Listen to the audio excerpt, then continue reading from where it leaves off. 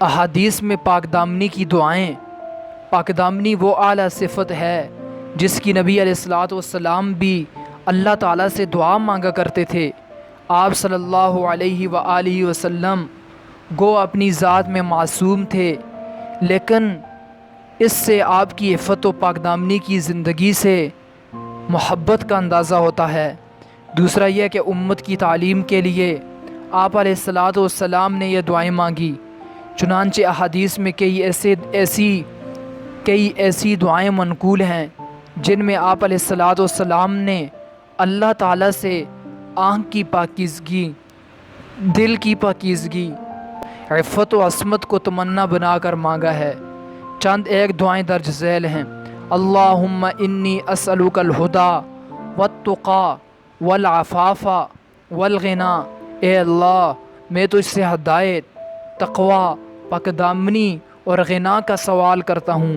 اللہم انی اسألک الصحۃ والعفۃ والامانۃ وحسن الخلق والرضا بالقدر، اے اللہ میں تجھ سے صحت، پاک دامنی، امانت، اچھے اخلاق اور رضا بالقدر کا سوال کرتا ہوں۔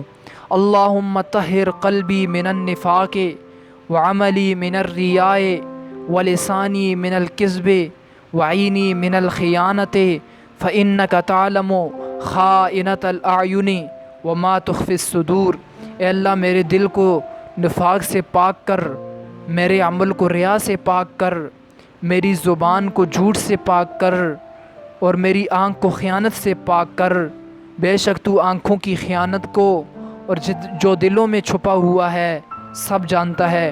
اللہم الہمنی رشدی واعذنی من شر نفسی، اے اللہ مجھے الہام فرما، میری ہدایت اور میرے نفس کے شر سے مجھے دور فرما۔